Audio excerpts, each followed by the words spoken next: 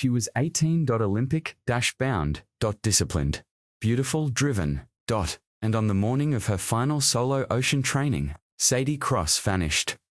Brief pause, sound of water splashing, then a dull thud. The officials said it was a drowning, a tragic accident. Off the Oregon coast, no body, no trace, just ... gone. But her father, a former Marine, ever bought the story, and 6 years later, he found something. Tied to a buoy, rust-covered, chained shut, a container holding her locket, a blood-stained swim cap, and pages from a journal no one was ever meant to read. Music shifts, eerie, slow build inside those water-damaged pages, a secret relationship, a web of threats, a name Sadie feared most, her Olympic coach. She said she was being followed, watched, controlled. And then came the last line. Lily didn't drown. She was pushed. And I'm next. Now, her father is diving headfirst into a system built to silence girls like her, where medals matter more than lives, where truth sinks deeper than bodies. This isn't just about Sadie. It's about power, control, and the cost of silence. Because what they buried in the ocean was never just her. It was the evidence. And it's coming back up. The ocean was flat that morning, eerily so, a glass sheet stretching to the horizon, stitched by nothing but faint threads of early light. No gulls, no breeze, no warning. Sadie Cross zipped up her wetsuit with deliberate precision. She was calm, hyper-focused the way only elite athletes get when they're chasing seconds off a time that already makes mortals blink. It was 5:14. A.M. The old dock groaned under her weight as she walked barefoot to the edge. Her duffel lay behind her, half-zipped inside. A banana, towel, stopwatch, and a letter she hadn't sent yet. Don't push past the cliffs, her father had said. The currents change fast out there. Even seals don't like that stretch. Sadie had smiled, kissed his cheek, and slipped out before dawn. It wasn't defiance. It was necessity. The Olympic qualifiers were 90 days away. Her freestyle was damn fast, but not enough. She needed something more, something wild, something primal. Like this water. She dove in, slicing the surface clean. Her body moved like poetry, like muscle memory wired straight to ambition. Jack Cross woke up later than usual that morning. He hadn't meant to. Retired now, sure, but habits die hard. Except today. One had. The coffee pot gurgled, and the empty porch felt too empty. No damp towel, no trail of her sea-soaked footprints, just silence. His gut twisted. Jack checked his phone. No texts, no ping from Sadie's tracking app. He stared out at the horizon. Far off, a buoy bobbed once, then again, he narrowed his eyes. Sadie's route took her west from the dock to the reef, then a loop toward drift cliffs. A jagged formation known for its unpredictable rip currents and folklore. Locals called it the throat. Old sea tales warned of voices, their whispers under waves. Jack never liked that place. She swam past it anyway, every time, because she wasn't scared of ghosts. She was scared of coming in second. 37 minutes into her swim, Sadie reached the final stretch. Her lungs burned. Her arms screamed. The sky had gone a cold shade of pearl. She paused just once to catch her breath. Floated on her back, blinked at the seagull sky. That's when she saw it, a shape.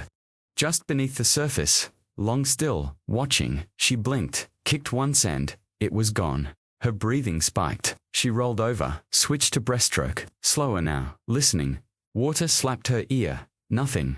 Then something brushed her foot. She kicked hard. The current caught her wrong. Her body twisted, sucked a foot down. She panicked, started to spin. But she was trained. She steadied, rose, broke the surface, gasped. A buoy, 20 yards away. One she hadn't marked before. Odd. She swam toward it. She never made it. They found her duffel at the dock. Her stopwatch frozen at 1 hour 4 minutes and 22 seconds. Her towel still dry. By noon, the rescue team had launched. Helicopters buzzed overhead. Divers combed the waters. Jack stood on the sand, fists clenched, watching. The sheriff told him, "We'll find her. She's strong." But Jack had seen that water flat, too flat, like it was waiting. He knew then something was wrong. Not accident wrong, not current dash wrong, something darker. By nightfall, they found one thing. Sadie's swim cap. Floating, limp. A tiny stain like rust at the edge. They said it could be blood. Could also be kelp. Jack didn't speak. The official report took 6 days. The lion he hated most was presumed drowned during solo swim in higher risk waters. Body.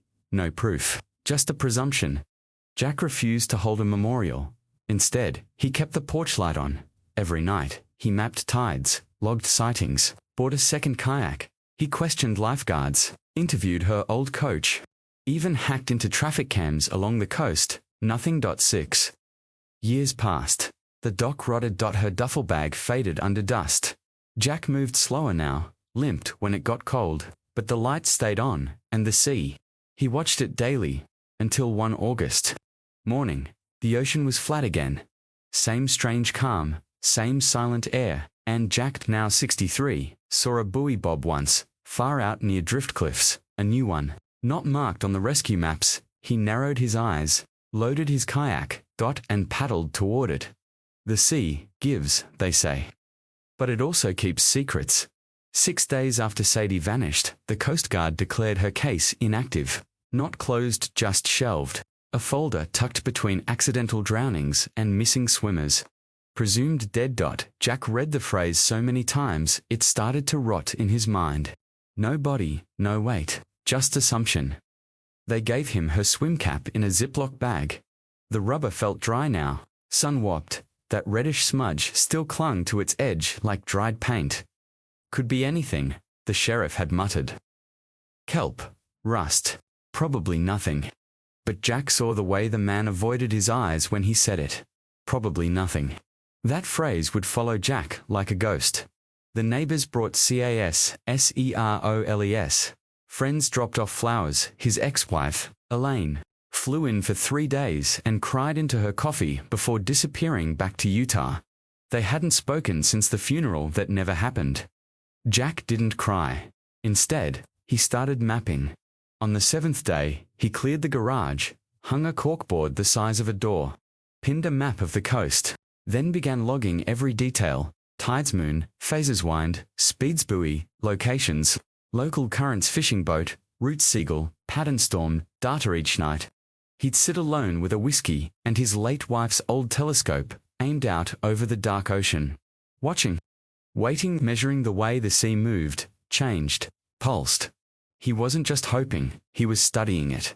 He bought his first kayak 2 weeks later, not the plastic kind for weekend paddlers, but a military-grade, stealth-bottomed hybrid.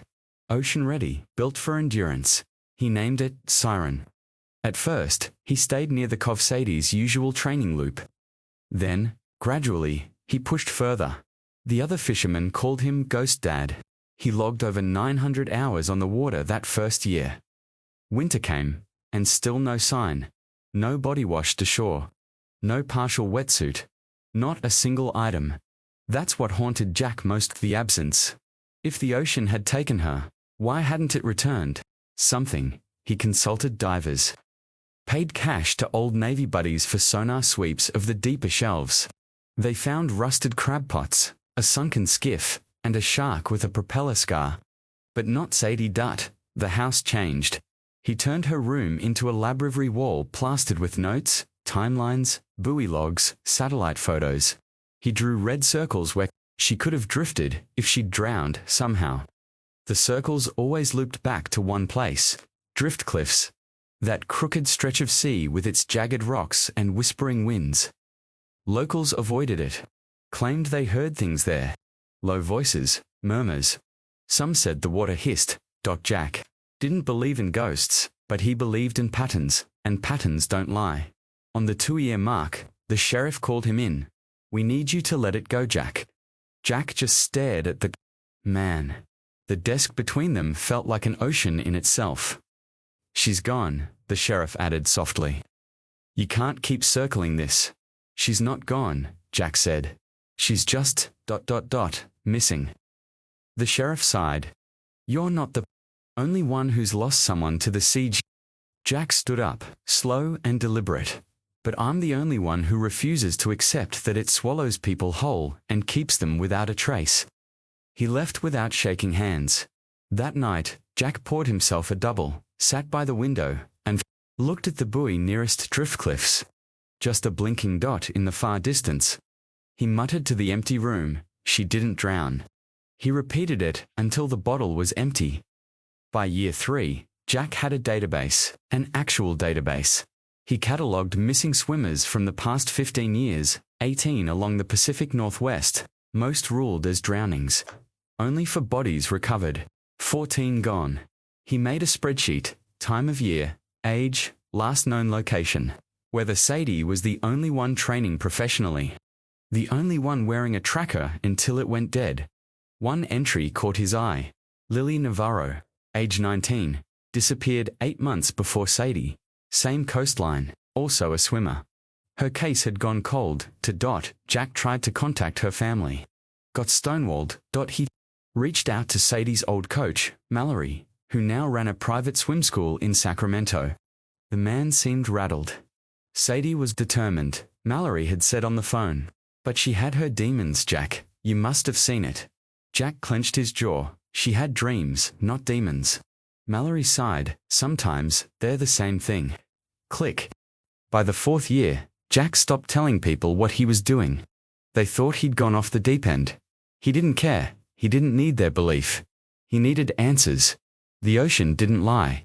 It was slow, yes, but not silent. It just needed to be read the right way. On the 6th anniversary of Sadie's disappearance, Jack woke early. The sea was still. The horizon. A blur between grey sky and grey water. Then he saw it. Far out near drift cliffs. A buoy that shouldn't have been there. He checked his logs.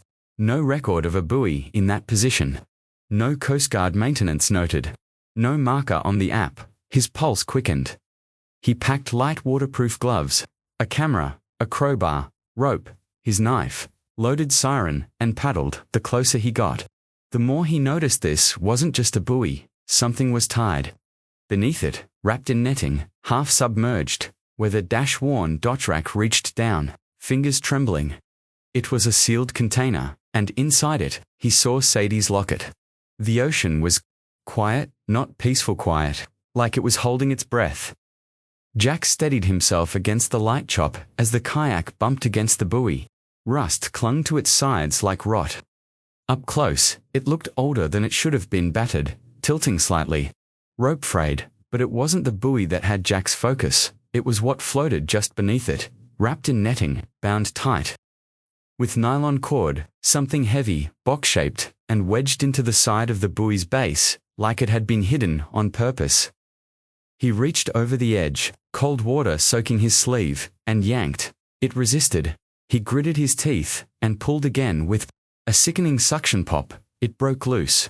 A plastic container, sealed, cracked at one corner. He hauled it into the kayak with a grunt. It was heavier than it should have been. He hesitated, then opened the lid. Inside, tucked among waterlogged newspaper scraps and moldy insulation, were 3 things. A silver locket, dull with corrosions, several soaked, torn journal, pages A, folded, bloodstained. Swim cap. Jack didn't move. Not even when the ocean slapped against the hull. His fingers hovered above the items. Like he was afraid touching them would make them vanish, or worse, make it real. He recognized the locket instantly. It had been Sadie's, a birthday gift from her mother. Inside was a tiny pressed photo, Sadie, age 6, on her first swim team. All teeth and wet hair. Jack had buried his face in that locket after she disappeared, cried into it. Thrown it once, then immediately dived into bushes to find it again, but he'd buried it in a jewelry box in the back of her closet. So how the hell was it here? He picked it up, cold, slimy, but intact. His hands shook as he unfolded the cap. White silicone faded logo. Same model Sadie always wore, the name written inside, now smudged S-cross dot, and just near the rim. A rusty brown stain. Not rust, not kelp. Blood. Jack. Single quotes. S vision blurred. His heart pounded so loud, it drowned out the wind. He reached for the papers. The ink was smeared in parts, pages torn, corners chewed by moisture. But some of it remained legible, written in tight, neat handwriting he knew too well. July 3rd, he said we'd be safe if we didn't talk. But I don't believe him anymore. I saw her again today. Lily, she was on the cliffs. I thought she was gone. They watch us, even when we swim. Jack stopped reading. He couldn't breathe. Lily, that name, had come up before years ago. Another missing swimmer. Another cold case. And now she was in Sadie's journal. The container rocked as a wave passed under the kayak. Jack gripped the sides. Something was very wrong. He took out his waterproof pouch, stuffed the contents inside, sealed it tight, then looked up at the buoy. Why here? Why now? Someone had hidden this on purpose. But why leave it where it could be found? Unless they wanted it found. Back on shore, Jack moved like a machine. He spread the items on a tarp under his porchlight, took photos from every angle, labeled each one in a notebook. He'd called no one. Not yet. He didn't trust the local cops. Not after the way they'd handled Sadie's disappearance, dismissive, half-hearted. Too eager to close the file and move on. But now, he had evidence. Not just grief.proof. He opened the locket again. The photo inside was faded, but intact. He hadn't imagined it. It was Sadie's. He wiped his face, then went back to the pages. Some lines were nothing but ink smears, but others, he came again last night. Said if we talked, they'd shut us up. For good, Coach knows, he's part of it. Lily said she saw him with the letter. I don't think I'm getting out of this. But if someone finds this, tell my dad I never gave up. I didn't. Jack's hands went numb. He reread the line about the coach, again and again. Mallory, it had to be him. He'd always been off. Too close, too slick. Jack remembered the way Sadie's face would go tight whenever Mallory's name came up, and the letter. What letter? What were they planning to expose? Jack's mind raced, piecing together fragments like shards of glass. Sadie and Lily had been in contact. Something had scared them. Someone had silenced them. And now, 6 years later, Sadie had reached back through the ocean, left her mark. A trail. Jack sat back against the porch post and stared into the night. This wasn't closure, it was a trigger, and the story hadn't ended. It had just begun. The next morning, Jack drove to towns over to use a library scanner. He uploaded high-res images of the journal pages, the cap, the locket. Then he sent one email. Subject: you said you'd help if I ever had proof. I have it now attached. The photos. Sent to a name he hadn't spoken aloud in years. Maria. Rio's an investigative journalist Sadie once admired, and someone who'd been forced off a sports scandal beat after digging too deep. Jack hit send. He didn't know if she'd respond, but something told him she would. Jack didn't sleep that night. He sat at the kitchen table with the journal. Fragments spread out like bones from a shallow grave. Each page still smelled faintly of sea rot. Ink bled in rivers down the paper, but he could make out most of it. Some lines whispered. Some screamed. He read them until they burned into his skull, and when the light began creeping through the window, he read them again. The letters keep coming. No return address, just black ink. Always folded twice. I thought they were pranks. Then one came to my locker. No one else has the key. No one but him. The last one said, swim to the cliffs, bring nothing. We'll know if you tell. Coach says I'm paranoid. Maybe I am. But then why did he take my phone after practice? Lily warned me. She said the ocean sees everything. Jack gripped the table until his knuckles ached. Sadie had tried to speak, and no one had listened. Not him, not the authorities. Not her coach, especially not Mallory. That name was inked into the journal 3 separate times. Mallory told me secrets can't swim. They sink or drag you down. He was at the cliffs, I swear. I saw him watching. Jack's pulse ticked up with every sentence. The entries had gaps, weeks, sometimes months between them. Some were clearly missing, dissolved by seawater, or perhaps never written at all. But the pattern was clear. Sadie had been stalked, silenced, and coerced. And Coach Mallory had been close enough to see it all, maybe closer than anyone. Jack stood up and walked to the back of the house. He opened her bedroom door slowly. It hadn't changed. Her medals still hung on the wall, 13 gold, 3 bronze. A photograph of the two of them sat dusty on her desk. She was 16, wrapped in a towel, holding a trophy the size of her torso. Jack's arm around her, proud and sunburnt. Back when he thought she was safe, he sank into her desk chair, stared at the framed photo. "You were trying to tell me?" he muttered. "And I missed it." He knew what he had to do next. Jack took the scanned pages and drove to towns north to a friend, Dale Liu, a former cryptographer from the Navy, now a recluse, who ran a print repair shop. Dale owed Jack his life, and Jack rarely cashed in favors. Dale skimmed the pages under a magnifying lamp. "This is more than just a journal," he said after a long silence. "She left markers." Jack leaned forward. "Markers?" Dale nodded. "Some of these entries reference tide cycles, specific times, dates, locations. She was building a code, a pattern. Can you reconstruct it?" "I can try, but you'll need to get me the rest of these pages." "There aren't any more." Dale looked at him, then find them. Back home, Jack searched every inch of Sadie's things. Her old laptop, her books, her swim bag, nothing. The only thing left untouched was the basement, the one room he never entered. After she vanished, he unlocked the door. It smelled like mildew, and memory. Dust hung in the air like regret. He stepped down carefully, flashlight sweeping across boxes of training gear, competition tapes, water-damaged posters. Then he saw it, a shoebox marked personal. Inside, torn. Postcards, dried seaweed, an old disposable camera, and one small envelope, still sealed, yellowed by time. He opened it, a letter, typed in all caps. "The water heals, the cliffs cleanse. Do not fight it." No signature, no envelope branding. Just one last line at the bottom. "Coach knows what you did." Jack stared at the page, bile rising in his throat. Mallory, it had to be. The next day, Jack called his old Navy contact in Sacramento. "Mallory still in town?" "Yeah, running some elite youth swim program. Real hush-hush, invite only, pretty girls, big promises, lot of cash." Jack's jaw clenched. "Send me the address." "You're thinking of doing something stupid?" "I'm thinking of doing something late."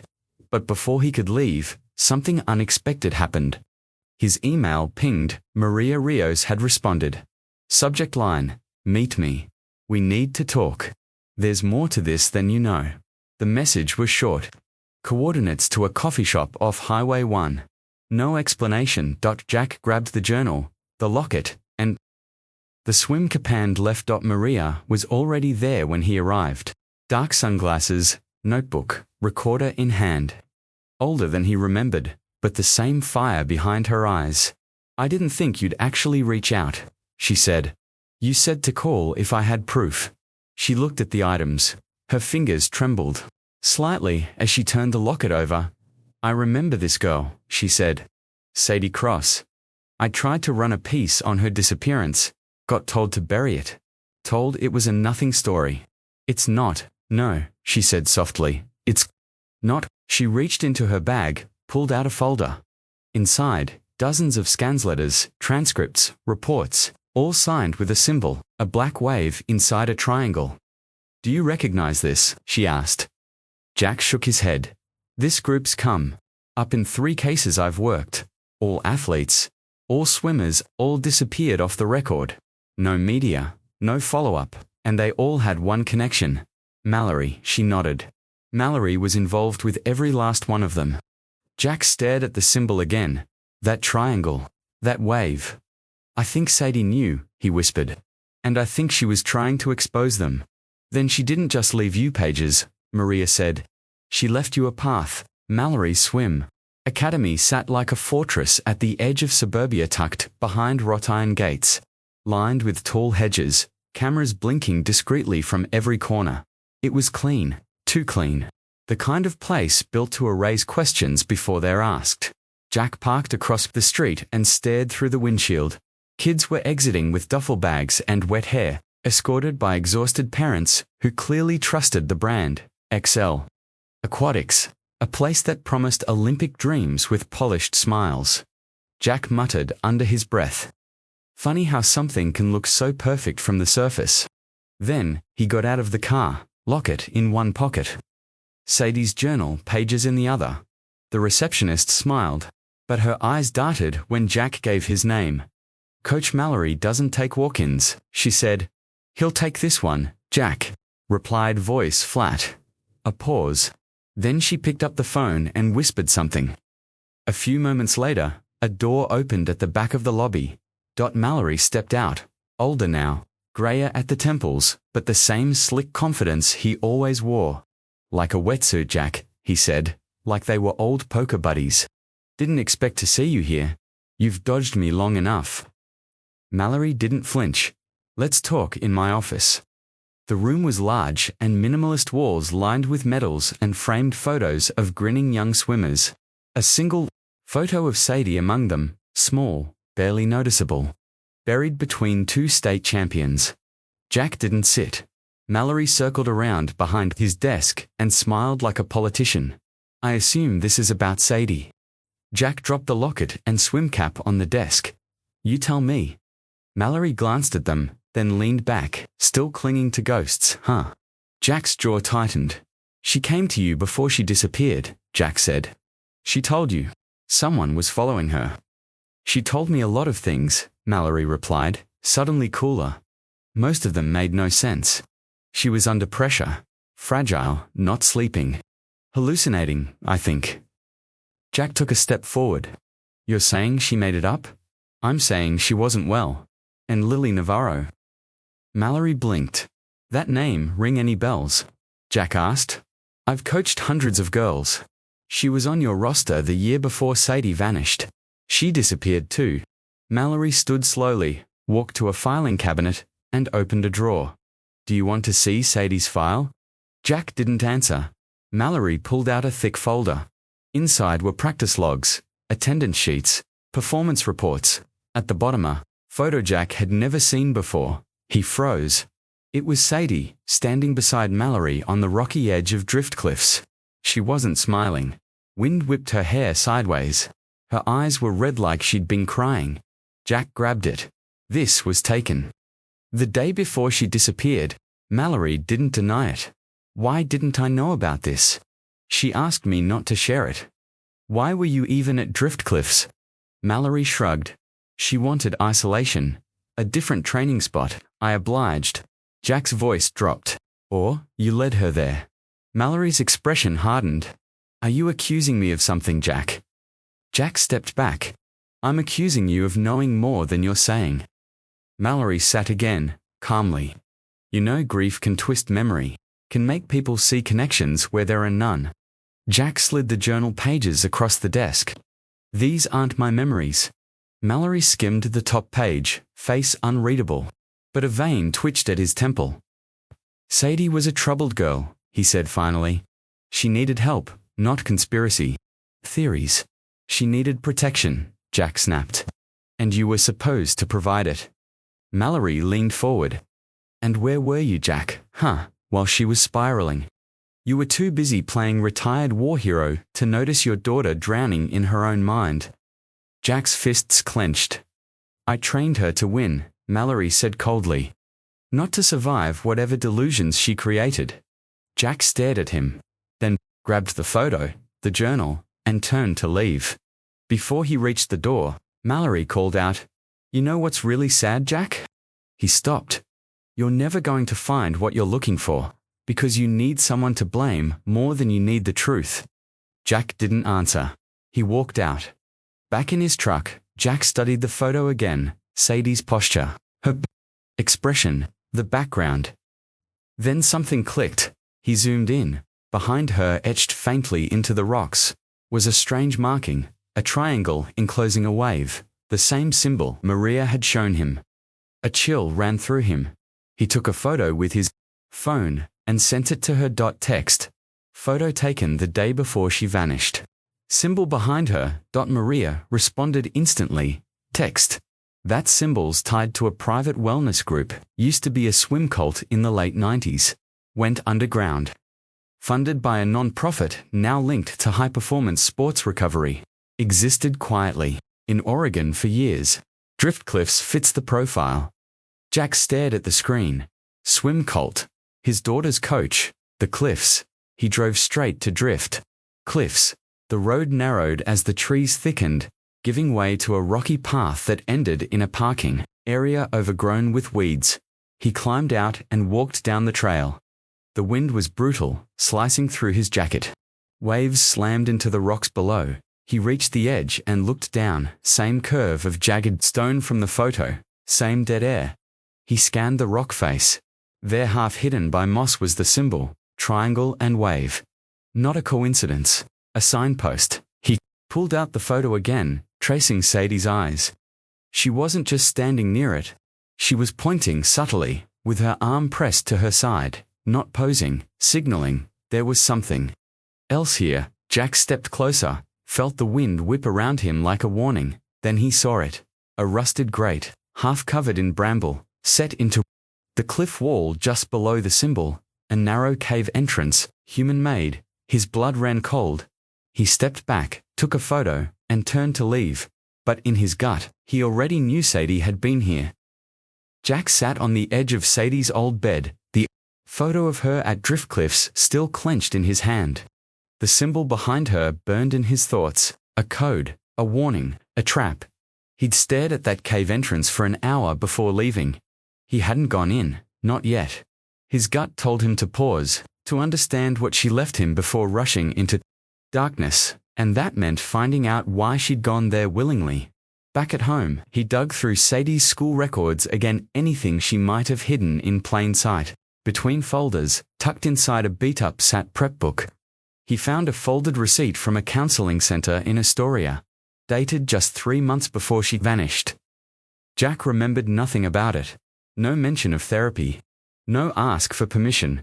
It was a private clinic, cash-based. No paper trail. But Sadie had gone alone, and now Jack would too. The waiting room was sterile, humming with soft ambient music, and walls painted the color of a sedative. A young man at the desk looked up. "I'm looking for Dr. Keating," Jack said. "She passed away last year." Jack's stomach dropped. "But if it's about a patient file, I can check the archives if you have authorization." Jack pulled out his badge. It was expired, but the weight of it and his stare did the job. Her name was Sadie Cross. The kid typed, clicked, then blinked. "There's a flagged note here. Says, if family ever inquires, give them the envelope marked LE. He disappeared into the back and returned moments later with a worn envelope. Stained at the corners. Jack took it with trembling hands. Inside were 3 voicemail transcripts, a session summary, and a single printed photo. The first transcript was dated March 8, 2019. "Hi Dr. Keating, it's Sadie. I can't sleep again. Every time I do, I hear tapping on the window. It's not branches. I know what branches sound. Like he was at the pool again today, Mallory, watching me, but I wasn't even on the schedule. I told him I wasn't feeling well, but he just smiled like he knew." Jack gritted his teeth. The second voicemail was harder to read. Dated a week later. "There's someone else now, a woman. I don't know who she is, but I see her everywhere. First at the grocery store, then outside practice. Yesterday, in my driveway. She's not old, maybe late 20s, blonde, sharp eyes. She never speaks, just watches." Jack's skin prickled. Then the third message. "Her name is Elle, that's all I know. That's what she told me, Mealy. She said I was chosen. That I had to go to the cliffs to meet the others. I don't want to go, but part of me does. Is that insane? I kissed her. I don't know why I'm telling you that. Maybe I thought it would change things, but it didn't. I think she's part of it, whatever it is, and I think I'm already too deep."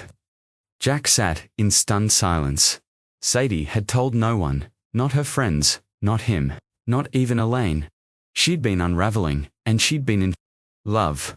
The final document was a session note, Dr. Keating's last recorded observation. Patient displays signs of hypervigilance, emotional dissociation, and intense attachment to a figure she refers to only as L, claims to be watched, followed, but provides no physical evidence. Possibly delusional, but the paranoia is too consistent, too grounded in reality to dismiss. She said L warned her not to tell anyone. I fear this relationship may not be consensual or safe. At the bottom of the envelope was the photo, a grainy black and white snapshot from what looked like a traffic camera. Sadie walking down a street near her school, and several steps behind her. A woman with platinum blonde hair, sunglasses, and hands in her coat pockets, even in grayscale. Jack felt the chill. She was being followed later that night. Jack called Maria and read the voicemails aloud. She didn't speak until he finished. Elle isn't new, she said finally. She's shown up before. In witness statements, other cases, never a real name, never proof, just stories. Always around missing swimmers. A recruiter, more like a handler, maybe even a survivor turned predator. Whatever she is, Sadie feared Herbert was drawn to her too. Sadie kissed her, Jack whispered. I think that's why. She didn't run, Maria said. Whatever this group does, they use people's vulnerabilities. Desire, loneliness, love. Jack stared out at the sea. Sadie had been pulled in by the same current she'd trained to fight. He opened her journal again, checked the symbol triangle, and waved that. Then traced her last full entry before the pages turned to water. They said, if I swim out there again, I'll understand. That the ocean isn't the end, it's the start. Elle promised I'd never be alone again. Jack stared at the name on the screen, like it had just pulled the floor out from under him. Lily Navarro, not a shadowy stalker, not a myth whispered behind Sadie's journal pages, but a girl, a swimmer, a rival, a lover. Maria's voice on the phone was steady, but tight with urgency. She vanished 3 months before Sadie. Same stretch of coast, no body, no search, just silence? Why wasn't it connected back then? Jack asked, his knuckles white around the phone. Because no one wanted to connect it. Her coach filed it as burnout. Parents didn't push. Her records were sealed under a medical excuse. That's all it takes. Jack said nothing. His mind reeled back through Sadie's voicemails. I kissed her. She's part of it. So it wasn't some faceless cult handler, not a predator, it was Lily, that night. Jack opened Sadie's journal, again searching for what he hadn't known to look for. This time, with the right name in mind, things surfaced. Elle says we don't have to be afraid anymore. That the ocean is theirs, not his. That she protect me. She used to race against me. But it wasn't about medals for hurt, it was about breaking the system. She says the Federation's been hiding girls for years, doping, disappearing. The ones who push back. She says Mallory was their fixer. Jack swallowed hard. Lily wasn't a victim. She was a survivor, maybe even a rebel. And Sadie had trusted her. He turned to the old USB drive Maria had mailed him that morning, its contents. Decrypted by Dale. It contained media files scraped from deleted cloud accounts and old local storage. Buried deep in a folder marked PacWest Trials Internal Only. Jack found what he didn't know he'd been hoping for. A video, grainy, but real, to girls sat on the floor of a hotel room, both in swimwear. Both laughing softly. Sadie and Lily, the camera, was angled from a desk, recording them unknowingly. Their bodies were bruised. Shoulder tape, knee scrapes, chlorine-burnt cheeks, but their eyes, they were alive. Electric. Then the tone shifted. Sadie leaned forward, whispering, they want me to take something. I said no. Mallory said, I'm jeopardizing the relay. But I don't care. He tried to take my phone last night. That's when I knew. Lily nodded. Her smile was gone. They'll come for us, so let them. They touched hands. The screen cut to black. Jack blinked, jaw tight. So that's what it was. Not madness. Not delusion. Resistance. They weren't running from demons. They were running from men in suits. from organizations that would rather see their talent sink than speak. And Mallory had been in the center of it. Maria called again the next morning.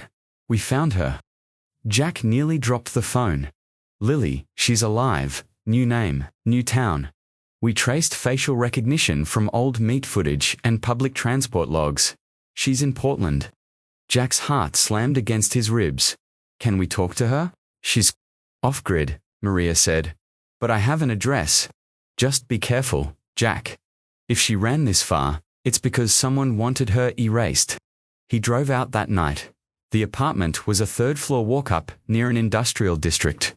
Barely a name on the mailbox. Only a scratched N. He knocked. No answer. Then again, harder. Footsteps behind the door. Go away.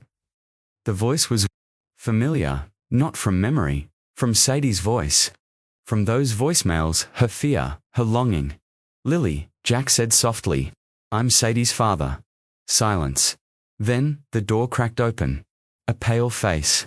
Hollow eyes. Platinum blonde hair, grown out now and dark at the roots.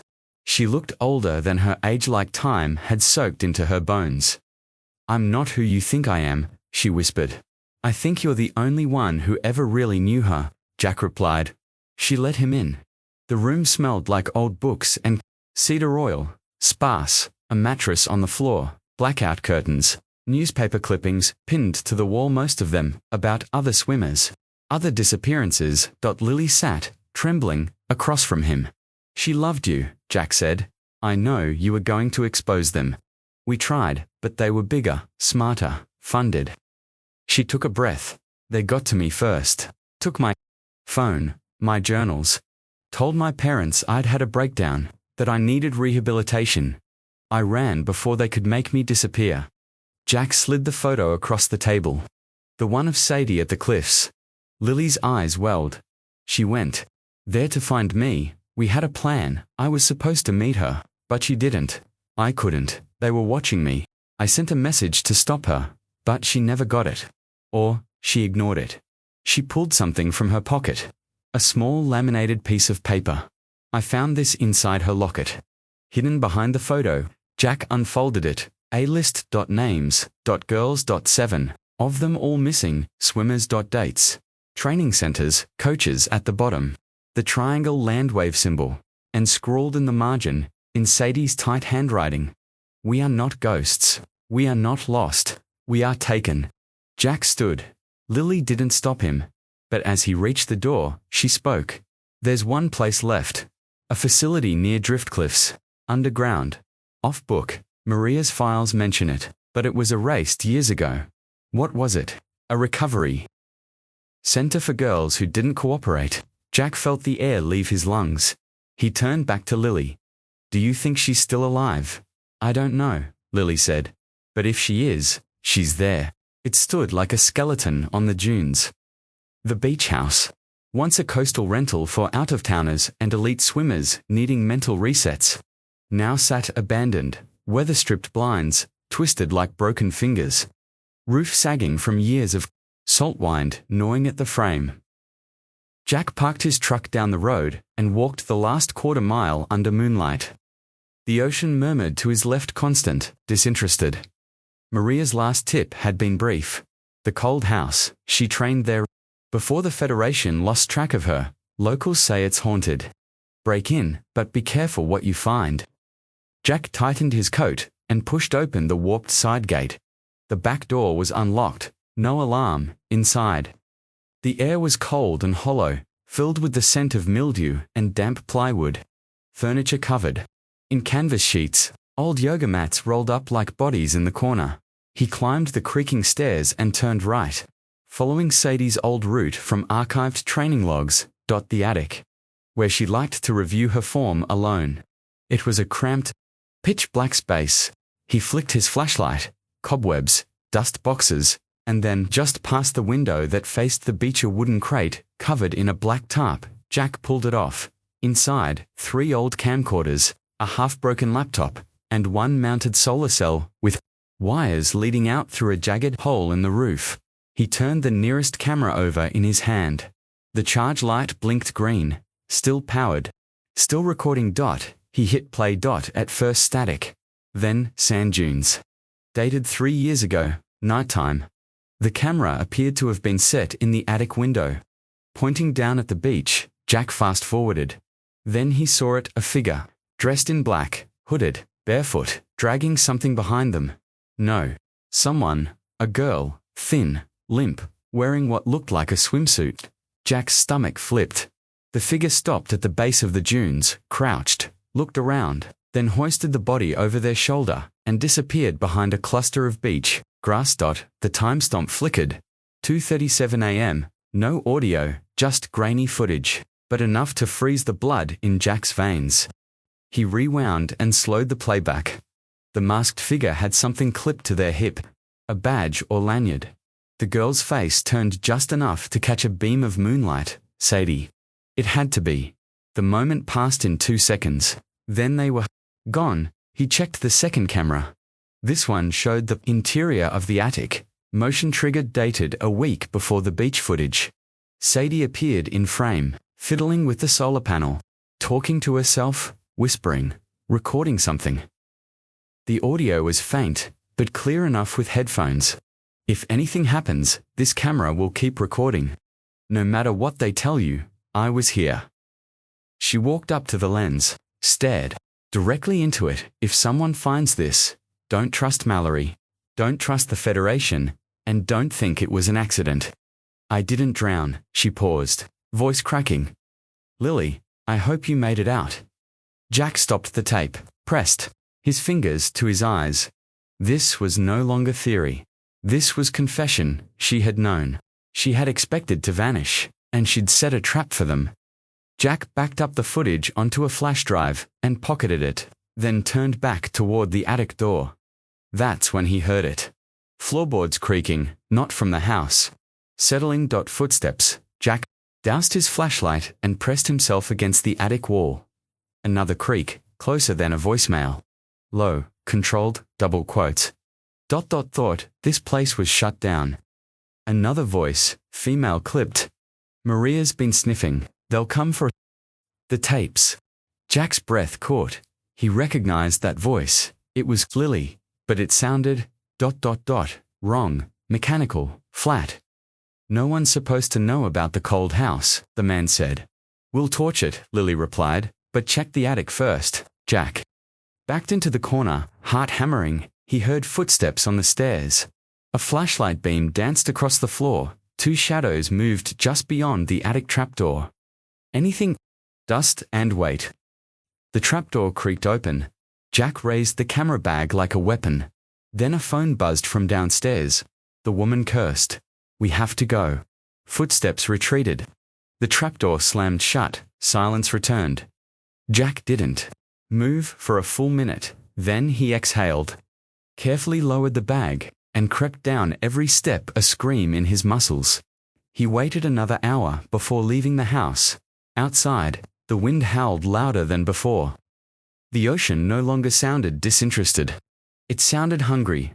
Jack got in the truck and drove back to town, tires crunching sand with every turn. When he reached the motel, he called Maria. I have footage. What kind? The kind that ends careers. He told her everything. Figure dragging Sadie, her recorded message, the voices. Maria went silent. Did you say Lily was there? Yes, you're sure? Jack hesitated.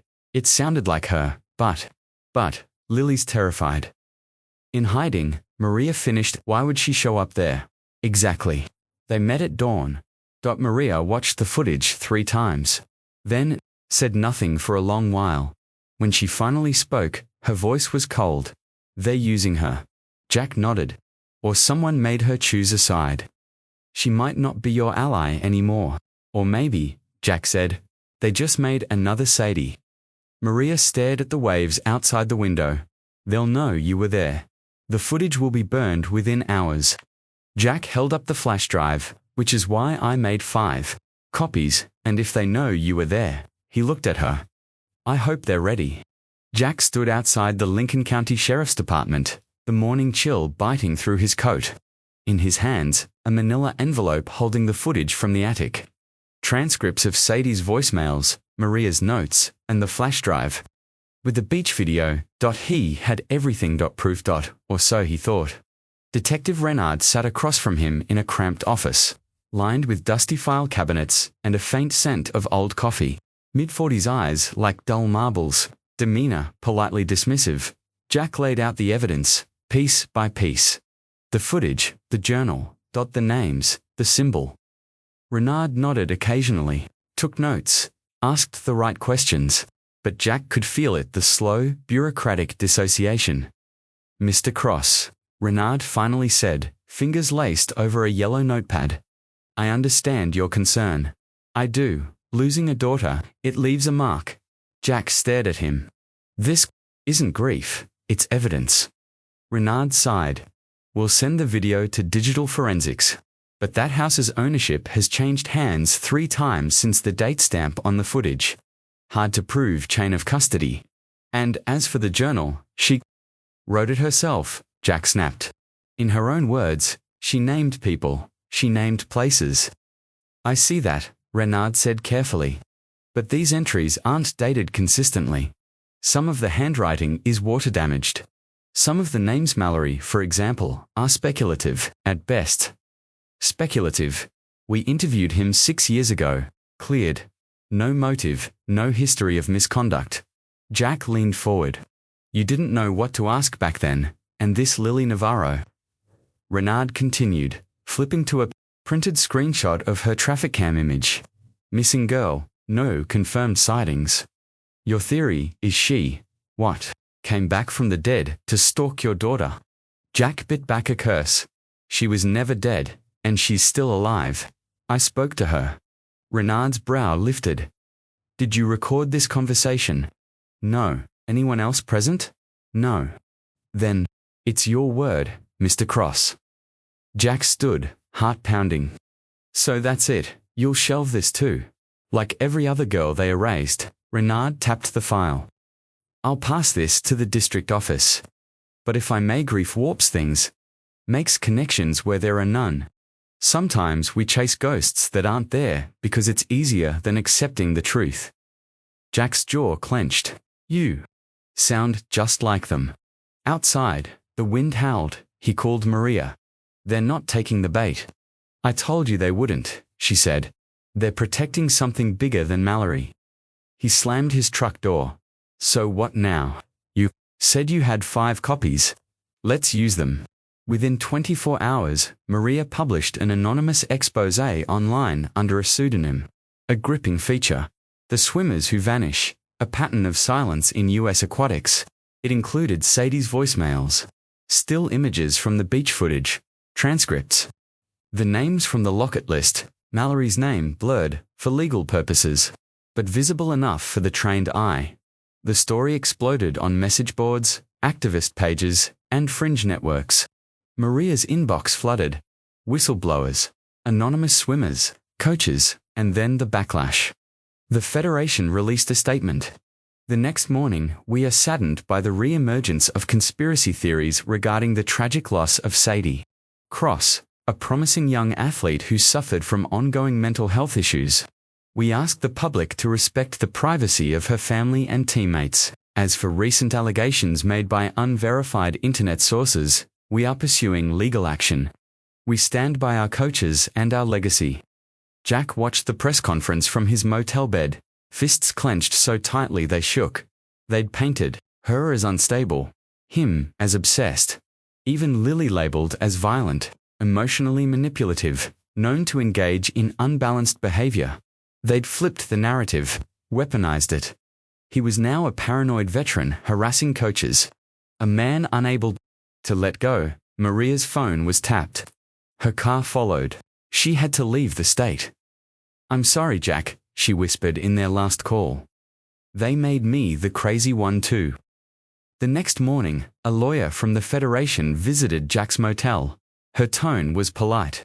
Her suit was expensive. Mr. Cross, she said, setting a stack of documents on the table. We're prepared to offer a settlement to put this behind us. Publicly, we'll continue to deny your claims. But privately, we're willing to be standing. Jack didn't touch the papers. What's the price of silence? $2 million, and a formal agreement to cease any further media engagement or private investigations. He stared at her, then reached into his bag and placed the photo Sadie at the cliffs on the table. You think this is about money? No, she replied evenly. We think it's about pain, and we're offering you a way to stop hurting. Jack smiled darkly. I don't want to stop hurting. I want them to hurt too. That night, he posted the full video. Unblurred. Mallory s face, the dragging Sadie's limp body, and then a simple caption. If this is your version of justice, then I'll drag the truth to the shore myself. Within hours, it went viral, and just as fast it was taken down. DMCA notices. Cease and desists. But it had been seen. Screenshotted. Mirrored.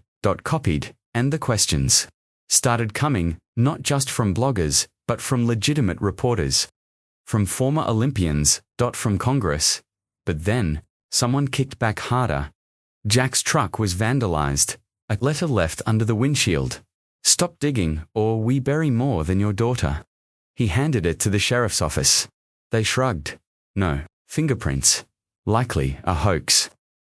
Jack nodded, but in his gut, he knew better.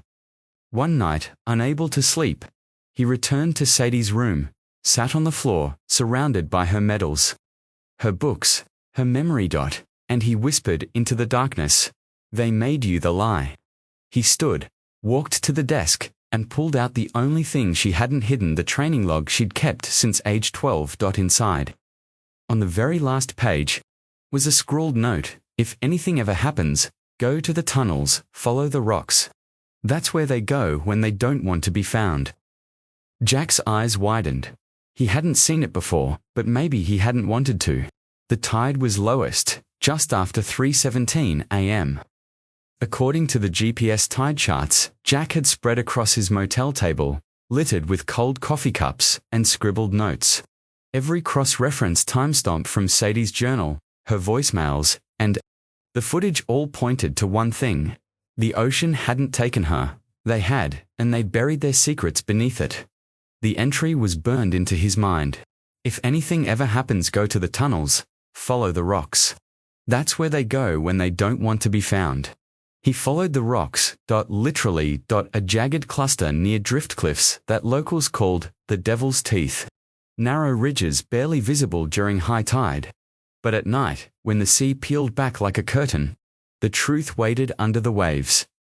Jack didn't go alone. He hired a diver and ex-Navy SEAL named Owen Vega. Pulled in through Maria's last secure contact. No questions. No paperwork. Just one rule. Don't talk about what you find. Owen zipped his suit, checked his oxygen. Jack watched from the edge of the cliff, the beam from his lantern trembling as waves slapped the rocks below. You sure this is the spot?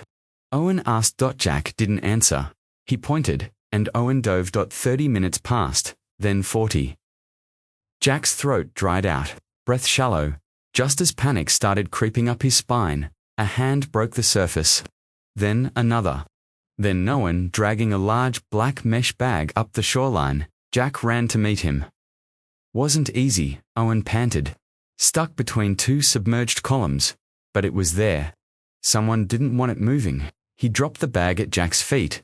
The chains wrapped around it were slick with algae. Owen stood. You didn't get this from me. And just like that he was gone. Jack waited until the diver's headlights disappeared. Down the trail, then unzipped the bag. Inside, a rusty tin locker. The kind used in swim facilities for personal belongings. A faded number, barely visible. Hashtag to 3. Sadie's single quotes as number. His hands shook as he pried it open. The salt air choked him. Inside, wrapped in a crumbling wetsuit, were bones, small, human, fragile, a femur, 2 ribs, vertebrae, stained with time and brine, and, resting at the bottom, her Olympic ID badge, plastic warped from water, but still bearing her name, Sadie Cross. He nearly vomited. And then, beneath it all, a sealed waterproof pouch. He unzipped it. Inside, another journal. Sadie's handwriting, still neat, still hers. The first page read, If you're reading this, it means they got me, or I let them, but they'll never own my words. The entries were shorter, clipped, written under stress. I thought I could trust Lily. She says we have to swim out again at night, this time. Says they won't let us go unless we choose it. I'm scared she believes them now, that she's not pretending anymore. Mallory came to the cold house. He said my father is asking questions. I told him I'd cooperate. I lied. I don't want to die. But I'd rather drown myself than become one of them. Jack read every word under the moonlight, tears lining his cheeks like salt lines. Then, the final entry. They said if I go to the rocks, they'll make it painless. That I'll be transformed. I don't believe them, but maybe someone will believe me. Maybe someone will come back here. Dad, if it's you, thank you. I love you. I'm sorry I didn't tell you more. You always said the ocean is honest, but people, they lie.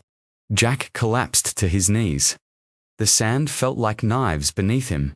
He held her badge to his chest and let the sobs come, deep and guttural, the kind that hadn't left his body in 6 years, the kind that only come when your worst fears are finally confirmed. He sat there until the sun cracked the horizon. Then he took the locker, the bones, the badge, the journal and loaded them gently into the truck. Not evidence now, a burial. The kind no system had given her by noon.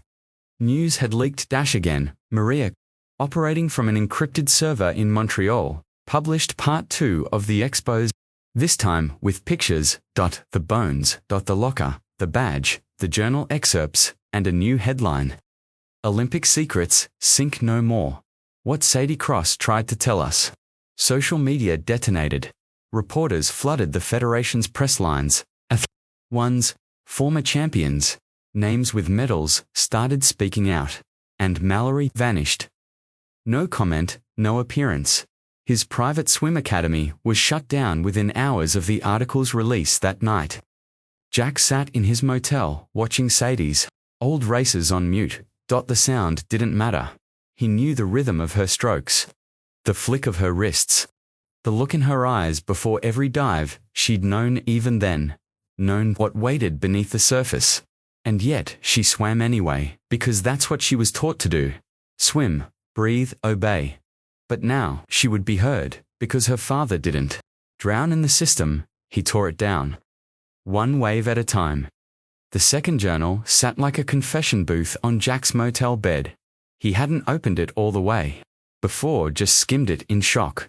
Now, with trembling fingers and the motel lamp casting soft light across yellowed pages, he began at the beginning.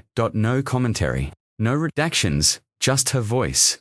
Unedited, they said, my choices would affect the whole team. That I was selfish. That if I didn't take what they gave me, Lily would be cut, or worse. Jack's hands tightened. At first it was injections. They told us it was B12. But I knew something was wrong. My hands wouldn't stop shaking after training. My chest burned for hours. They said it was normal. Mallory came to my room one night. He brought a contract. Told me this was my shot. Said if I didn't sign, he'd tell the Federation I was mentally unstable. That I had breakdowns. That I was a liability. I didn't sign. That's when the letters started. Each page was like a needle plunging deep with every line. She wrote of the Midnight Program, a whispered nickname among swimmers for a supposed mental health initiative used by the Federation to clean up distractions. Girls who spoke out, got injured, or refused protocols were quietly removed from the roster. And the world. Jack had heard rumors years ago, brushed them off. Every sport had legends, but Sadie's entries weren't legend, they were record. Lily stopped answering her phone a week after I refused. She was pulled from heats. The news said she had mono, but I knew better. She left me a note. They want me gone. Stay quiet. She was always the brave one, but I think they broke her, or used her to get to me. She came back different, softer, distant, like she was scared of her own shadow. Jack remembered the footage from the cold house, the woman's voice, mechanical, detached. Now he understood why. Sadie's final entries were the most fragile each word and emotional. Razor, I tried to leave. Booked a bus, got to the station. Then someone grabbed me. I woke up at the cliffs. My arms were bruised. Mallory was there. He said I was being corrected. He said Lily was watching too. Jack froze. They want us to believe we chose it. That drowning is freedom. That we are unstable, dramatic, damaged girls. It's easier to erase us than admit they made us this way. The last page was a knife straight into the gut. If anyone finds this, Lily didn't drown. She was pushed, and I'm next. Jack closed the journal and sat back in silence. Sadie had screamed into a vacuum, scribbled her soul into a book that no one was ever meant to read. But now someone had. And now she wasn't a rumor or a tragic cautionary tale. She was a witness. He scanned the journal, page by page, and uploaded it in full to a secure drive. This time, no excerpts, no teasers, no articles, just the truth. Exactly as she'd written it. The post went up under one headline: her words, her story, her murder. No edits, no filter, no commentary. The reaction was immediate. Within hours, former athletes began posting under the hashtag, her voice unedited. Swimmers, gymnasts, runners, all echoing the same refrain. They said we were unstable. They said we were liars. They said we disappeared. Maria called him that evening, her voice breathless. They're panicking, Jack. I've never seen them this off balance. Lawyers are scrambling. PR teams are cancelling appearances. Mallory's name is trending worldwide. Jack stared at Sadie's journal. She gave everything to write this. She gave everything because no one listened. Jack's voice broke. They can't ignore her now. Later that night, a knock at his door. Jack opened it slowly. A woman stood in the hallway, eyes rimmed red, a scarf pulled high across her face. She pulled it down. Lily, I read it, she whispered. She wrote everything. Jack didn't know what to say. He stepped aside. She walked in. They sat in silence for several minutes before she finally spoke. I wanted to protect her. I thought, if I cooperated, I could get her out. You were in the cold house, Jack said. Why? They used me, Lily said, voice shaking. After I disappeared, they broke me. Threatened my family. Told me if I helped, if I made Sadie trust them again, they'd make it painless for both of us. Her hands trembled, but she knew. She always knew. Jack opened the journal and showed Lily the last page. She read it. Tears streamed down her face. She forgave me, she whispered. Even after everything. Jack nodded. She never stopped loving you. They sat until dawn. The silence between them filled, not with guilt, but with memory. Sadie's words had made it out. Her voice wasn't a whisper anymore, it was a roar. The waves whispered against the hull as Jack's kayak cut through the early morning fog, the same cursed stretch of Oregon coast where Sadie had vanished 6 years ago. Except now, she wasn't lost, she was coming home. The coroner had confirmed the remains. DNA from her hairbrush sealed the identification what was left of Sadie. Cross had spent years rotting in silence at the bottom of the sea. Jack hadn't needed the confirmation. He'd known the moment he opened that locker. But the world needed proof, science, labels. And now, they had it. But justice. That was still adrift 2 days ago. Mallory released a carefully worded statement. After many years of service, I've chosen to step away to spend more time with my family. I will not be addressing the rumors out of respect for the Cross family's grief. No charges, no trial. Just retirement. Just silence. The Federation issued their version of a self-inflicted wound. We're commissioning an internal review. We take all allegations seriously. Translation: they hoped it would all wash away. Jack paddled toward the rusty buoy, the one where he'd found the locket, the one where this entire unraveling began. The ocean looked different, now less endless, more familiar, not forgiving. But known he reached the buoy and tide. Off the tide was low again, still like it had waited for him. From the dry compartment beneath his seat, he pulled a small waterproof pouch inside it, photocopied pages from Sadie's journal, laminated, and weighted with fishing sinkers. He looked at them one last time. They want us to believe we chose it. If anyone finds this, Lily didn't drown, she was pushed. Then he tossed the first page into the water. It sank like a prayer with weight. One by one, the pages followed, not to hide the truth, but to release it. Because the ocean had taken her, but it would also remember her. He spoke aloud as he dropped the last page. Your words aren't evidence anymore, Sadie. They're scripture. And now they belong to something bigger than the Federation ever was. The water swallowed the last of the laminator. Jack sat there, letting the wind slap his face raw, the salt creeping into the corners of his eyes. He wasn't crying, he was returning. He paddled back toward shore slowly, the rising sun painting streaks of copper over the sea. Lily was waiting at the beach, hoodie drawn tight, a duffel bag slung over one shoulder. She had offered to come with him on the water, but he said no. This part had to be his alone.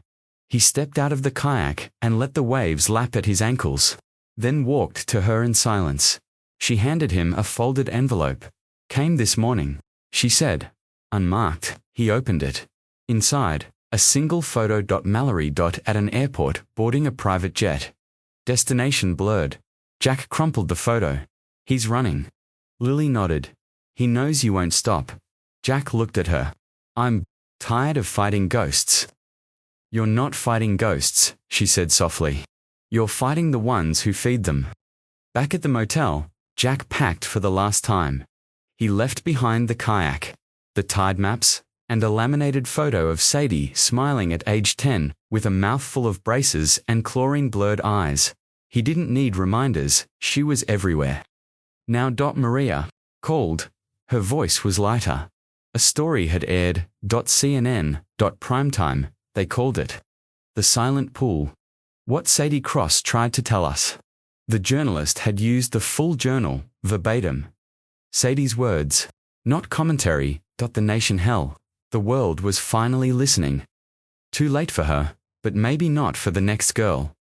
That evening, Jack visited the cemetery. A new grave had been added. A simple headstone, Sadie Cross to 002-2019.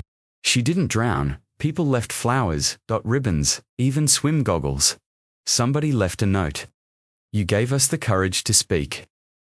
Jack didn't say much, just knelt, ran his fingers over the engraved name, and whispered, You're home now.